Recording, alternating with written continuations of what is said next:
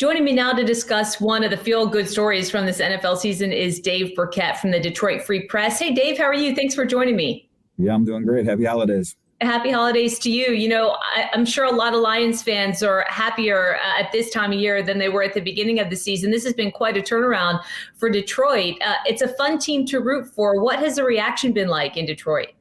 Oh, it's great. I mean, like you said, I think a lot of people, when you start 1-6, maybe they started feeling like they were sold a little bit of a bill of goods, right? You watch Hard Knocks and you see Dan Campbell and you're buying in, and then you're 1-6. And I know from the people that I talk to on Twitter and in the neighborhood and on email, people were growing frustrated. But look, to win 6 of 7 in the way they beat 3 playoff teams or potential playoff teams here the last couple of weeks. And like you said, it's really a feel-good story. I think a lot of people, they wanted to buy into this Lions organization because they've been down for so long and because Dan Campbell is such a likable person, young team.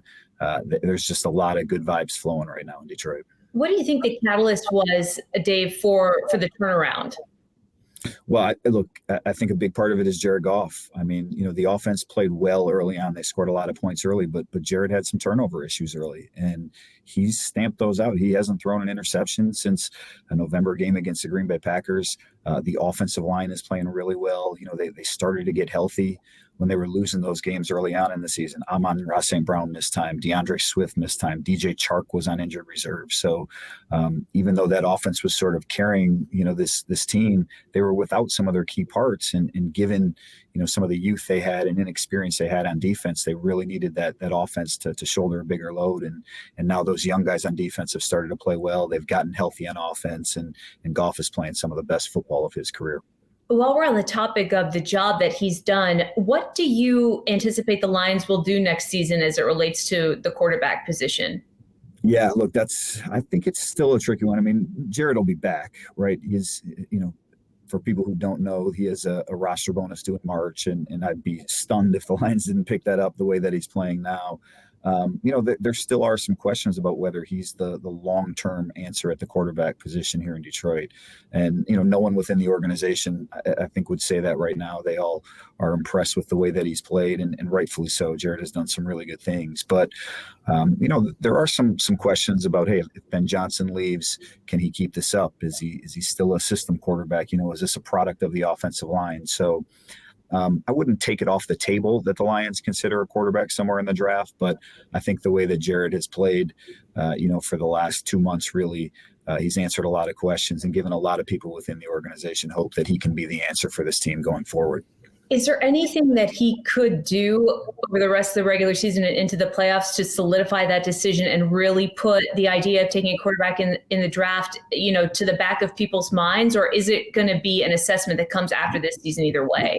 Yeah, I mean, short of a Super Bowl, right, or a long playoff run, I think that would certainly convince a whole lot of people, even the doubters. And I've been, critical of them at times, and certainly, said and written that the Lions should, consider quarterbacks in the draft. But ultimately, I think it comes down to where the Lions are picking in the draft with the Rams pick, not maybe with their own, but with the Rams pick that high. Do you feel you can get a difference maker at the quarterback position, like a long-term Patrick Mahomes, Josh Allen type answer? And if you evaluate one of those guys and you say, yeah, he's that guy, and you can get him at 3 or 4 or 10 or wherever you end up picking, you take him, no questions asked. But short of that, I think this Lions team is ready to roll with Jared and use those 2 first-round picks to build up the rest of the roster.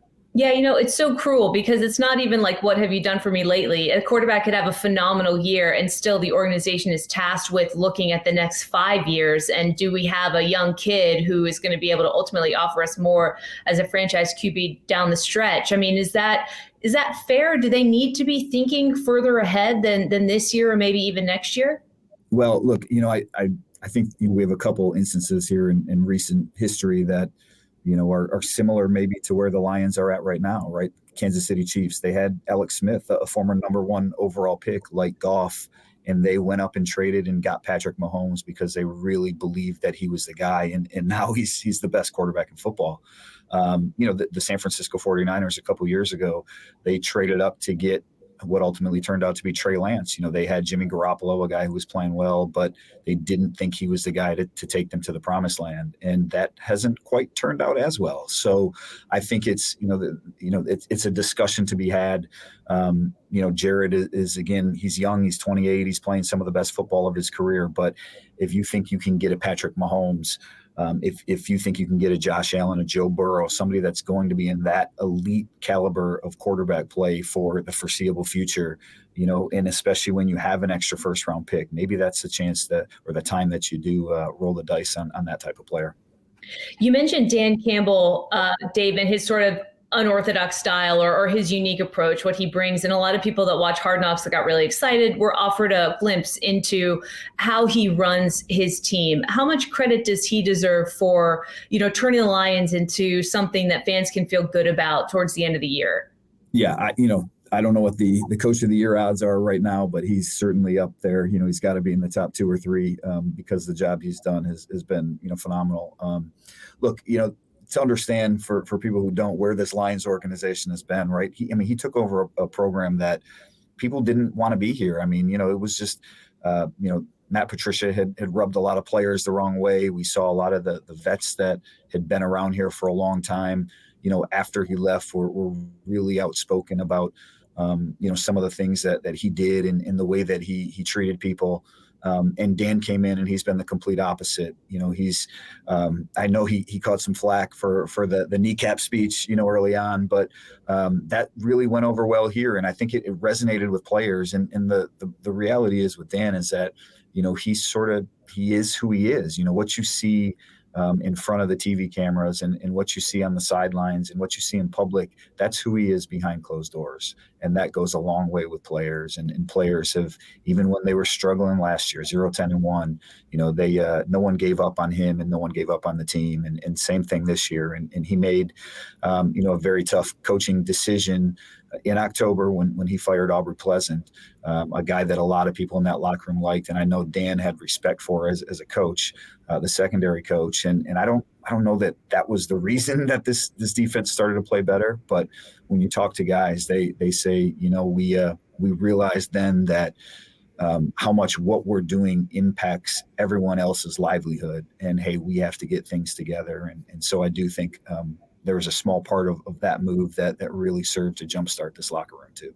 And when all those good decisions sort of come to fruition and yield real results, I imagine that it just continues to galvanize the players and encourage that trust. In what ways have you seen the locker room sort of adapt his mantra, his mindset, his personality? Yeah, no, you're 100% right. The wins start coming, and all of a sudden, the good vibes that you're feeling, you're being rewarded for them, and so we are doing the right thing, and now we're getting a payoff. And I think, look, even when they were 1-6, this locker room was loose as could be. Music was pumping, and they have a pool table and a ping pong table in the middle of the locker room. And I know other teams have sort of taken those out of the locker room. The Lions never did that. They stayed loose. They've done things to sort of galvanize this roster. And really a lot of it is about the youth. Dan said this week that, there are some veterans on this team that have won before. Jared Goff, Jamal Williams was in Green Bay. Alex Anzalone had some really good years in New Orleans with the Saints. And the rest of the roster is so young that they don't know any better. This is sort of what they've come to expect. Like, hey, Dan's our guy. And adversity is something that we deal with and we go through. And so, I think that they just have struck the right combination of people in the locker room to, get over whatever hurdles have been in front of them. And now they find themselves kind of against all odds in the hunt for a wild card spot here. Walk us through some of the scenarios and how this is tracking from your vantage point for them moving forward into the postseason. Yeah, look, first of all, if they make it, they're going to be the second team to ever start 1-6 to make the playoffs. And the last one was in 1970. So long time ago. It's, borderline history that we're talking about here. And really, Carolina Panthers this week, road game, Christmas Eve. They come home the following week to host the Chicago Bears, and they go to Green Bay in week 18. If they win those three, I believe the odds are like 98% right now that they get in the playoffs. And really that's the approach that the Lions have taken, that, hey, if we win out, if we take care of our business, we'll get in. If we don't, it doesn't matter. Certainly they can still get in if they don't. And that week 17 game, who knows if Green Bay is playing for anything, if Aaron Rodgers is still on the field, that could be a tricky one. But I think you look at the schedule that they have, they should be favorite in every game. They're the better team, frankly, than the other teams that they play. And if they win these next couple games, they're going to be in probably as the 6th or 7th seed. That means a wild card game, either against the San Francisco 49ers or against the Minnesota Vikings. And I'll tell you what, if they play the Vikings, it's the rubber match, right? They lost the game in Minnesota, won here. They've trailed the Vikings, the 11-win Vikings, for 45 seconds all season. So they feel pretty comfortable about playing that team. If they go to San Francisco, the 1983 Lions team, they went 1-4, sort of miraculously made the playoffs, kind of like this team, dug out of a hole. They went to San Francisco, lost on an Eddie Murray missed field goal as time expired. So I was talking to some players from that 1983 team this week, and they sort of look at this as like a chance maybe to erase some of those ghosts and bring everything full circle from what they accomplished 39 years ago. That's such an incredible story, such fun fodder for if they can reach that point. And I'm sure that will lend itself to a lot of really fun storylines in the postseason. Those guys that you were speaking to, what sort of anecdotally were they telling you about how they're rooting for this team, or how excited they would be if history could somehow manage to not only repeat itself, but maybe improve itself? Yeah, no, and really, I had one guy, Rob Rubik, used to do some TV work for the Lions here. He said, I kind of went Lions free a couple years ago. Like, I just stopped living and dying with them, and they've sucked me back in. Like, just the way they play and the personality of the team. Like, he's back in again. And Keith Thorney, an offensive lineman who lives out in California now, he said, no one out here cares about the Lions, right? We're in Northern California. They've got other things going on, and all of a sudden lately people see him on the street and they say, hey, Keith, like, how about those Lions? So I think it's good for a lot of these old players that this is a team that they identify with, that they feel a camaraderie with, even from afar. And, they're certainly rooting for this team. And like a lot of people, I think, around the country right now, they feel good about where the Lions are headed. Yeah, I was speaking with an insider from Cincinnati who covers the Bengals a little bit earlier today, and there are some parallels in terms of these sort of iconic franchises, whether you associate them with good or bad, that when they're playing well, it's just really fun to kind of root for them. I mean, there's an underdog mentality. These Cincinnati Bengals have been on an incredible run. The Lions are doing things that people didn't expect at the beginning of the season. It must just be a lot of fun when, the tides finally turn and you can start to think that maybe they might be on the path to doing something special again. So I've covered the team for the Detroit Free Press now since 2010. And I think, going into this season, I said this was the most optimistic, I've felt the general public, the fan base being about the Lions really since probably 2012. 2011, they made the playoffs. Matthew Stafford was in his third year, had a really big season. They came back 2012, and there was a lot of optimism about what they may be. Not really going into 2011, they were sort of an unknown, but people were excited, about this season. And they've made the playoffs 3 times in the past, 12 years and really, I guess, in the past 20, but since I've been covering them. And there's no doubt that the way they're winning and the way they're playing right now, this is the team that people feel the best about. 2016, when the Lions made the playoffs, they sort of backed their way in. They lost their last 3 games. 2014, the Lions had a really good defense, but they lost to Green Bay week 17 with a chance to win the division. So they had to go on the road, and people were kind of, bummed about that. This year, again, they've won 6 of 7, 3 potential playoff teams the last 3 weeks. People are really feeling good about the Lions, what they are now and what they can be. Well, before we write the storybook ending, let's go back to Carolina if we can, and just talk about some of the legitimate matchups that might be a challenge, or where the Lions have the advantage. I kind of tend to agree with you. You would think that if they can win these next 2 games and make it to Green Bay, which is how deflated and quite honestly how terrible the Packers have looked and felt all season long, that would not necessarily be a trap game, but maybe a really winnable game. But of course, you got to take business into your own hands and get it done at Carolina first. What do you view as the key matchups against Carolina just to ensure that they do earn this win that they're supposed to win? Yeah, well, look, number one, I think, is the offensive line against the Panthers defensive front to keep it vague, but really Brian Burns keeping him away from the quarterback. I mean, the Lions have not given up a sack in the last 10 quarters. Their offensive line is playing really good football right now. And again, that's a big part of their success is what Jared Goff has done. And because he's been so well protected and has been able to take care of the ball, that's really helped this offense catch fire again. So I think if the Lions can keep Burns, the rest of that pass rush at bay, they should have a good chance of winning a game, a road game. Maybe it's a little cold out there, Christmas Eve. So I think if they keep Jared Goff upright, that's a big one. And then the other thing offensively is look, this Lions team, Ben Johnson talked about it this week, that because their line has been so good, sometimes those linemen come to the sideline and they say, hey, we want to run. But Ben says, well, we've been protecting so well, so we want to throw it. And, Horn's a guy that, I think the Lions they didn't throw at Sauce Gardner last week. They're wary that Horn's a guy that that can change the game. And so whoever he's covering, DJ Chark, St. Brown, Jameson Williams, whoever it may be, just making sure that if you're throwing in his direction, you don't give him any opportunities to get a game-changing play. What specifically have you seen about St. Brown's development from year one to year two? Because the stats are there, the performance has been there. I mean, what has really been the takeaway? I mean, he is Jared Goff's go-to guy in gotta-have-it situations, third downs, red zone. He's just a guy that has elite route-running ability, the ability to get open in the middle of the field in that slot receiver position on some of those choice routes. And Jared trusts him immensely. I mean, he has really good hands. He's a tough player.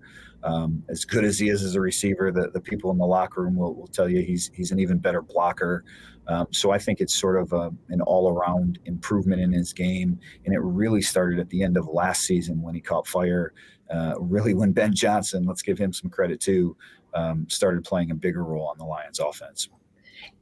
Are there teams that you've seen over the course of the season that have been able to neutralize St. Brown or take him away? And if a team in the next 3 games could figure out a way to do that, what would be plan B for Goff in terms of his sort of security blanket where he would look to go?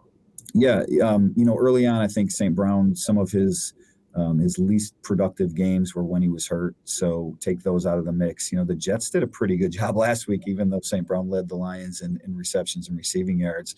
Really, the Lions feel good enough that if they do take St. Brown out, they have enough weapons now with everyone healthy, that they can still be productive on offense. DJ Chark gives them a little bit of a deep threat.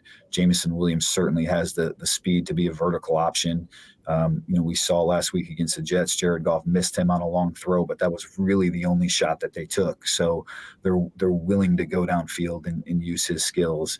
And then again, that running game, because the offensive line, I know the Lions are, they feel they haven't been as efficient as they should be running the football of late. But when you have as good of an offensive line as you do, and you're playing a couple of these last games outside, I wouldn't discount what they can do with Jamal Williams and DeAndre Swift either. Well, I was going to ask you about DeAndre Swift. He, correct me if I'm wrong, has been battling injury, so maybe had some workload decreased. But now are they in a position where they're really going to rely on him? Or I guess how much can they rely on him moving into hopefully the postseason? Yeah, he's healthier. Talked to him last week. He said he's still dealing with the ankle a little bit.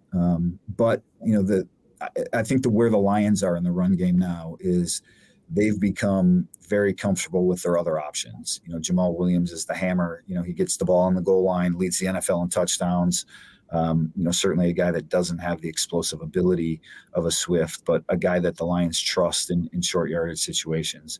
Justin Jackson has picked up some of the workload that Swift had early in the year. And they found that, this is the most effective that their backfield can be, is having a 3-player split back there. So I think DeAndre Swift is still the guy that has the most potential for big plays.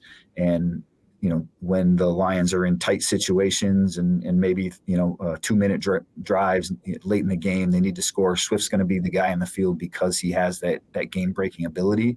But for the other 55 minutes, you'll see the Lions roll with a backfield by committee. From everything you've seen, what do you think is realistically possible for Detroit heading into the postseason? Yeah, that's a good question. I mean, I do my little power rankings every week, and they're one of the 10 best teams in the NFL right now. They don't have the record that the Baltimore Ravens do or the Vikings do, but they're playing as well or better than those teams. And so the old adage, right? You get in the tournament, you never know what happens. I mean, I think ultimately, if the Lions go to San Francisco in the playoffs, that's probably a tough game for them to win outdoors on the road against that defense. The Eagles in the NFC, I think are superior. The Cowboys because of that defense, but I wouldn't put it out of the realm of possibility that the Lions win, their first playoff game since 1991, depending on that matchup. Would that be enough for the fan base to go, you know what, like Coach Campbell, we like it, we surprised some people and we're going to get better from here? Or is that not enough?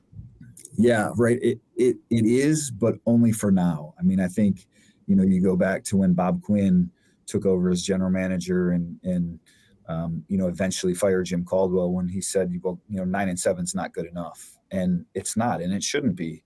But I think 9 wins or 10 wins or making the playoffs for where the Lions have been at the last few years, for where they were sort of expected to be going into this season, for where they were at 1-6, that's probably a good enough start for most people. But is it enough, going forward? Once you get a taste of it, you always want more. And so I think it would be good enough for now, but they would always be desiring a little bit more. And just a couple more for you, and I know I got to let you go. I've kept for too long already. But what are the players sort of saying right now, heading into the last couple of games of the regular season, knowing that they're in the hunt, that they might be able to make a little bit of noise in the playoffs? What is everyone kind of saying in the locker room? Yeah, some teams, I think this time of year, right? We're not thinking playoffs. We don't talk about it. We don't do any of that. Dan Campbell actually said he sort of put the playoff scenarios or the standings up, in the team meeting earlier this week to sort of let everyone know where the Lions stood. And that doesn't mean their focus is 3 games down the road. It was just sort of a reemphasis of, hey, this is what we're chasing. We're only going to get there if we win this week, if we win next week, if we take care of these dominoes one by one. So the Lions are aware of everything in the playoff standings and what they need to do to take advantage of the situation that they're in. And I will say, I think they feel that they have, a chance to maybe do some things, maybe be one of those special stories, and they don't, want to squander this opportunity. Dave Birkett from the Detroit Free Press. If they can find their way to a rematch with the 49ers and have that storybook ending, we're going to have you back to talk about it. Your time and your insight. Fantastic stuff. Thank you. No problem. We'll talk to you again.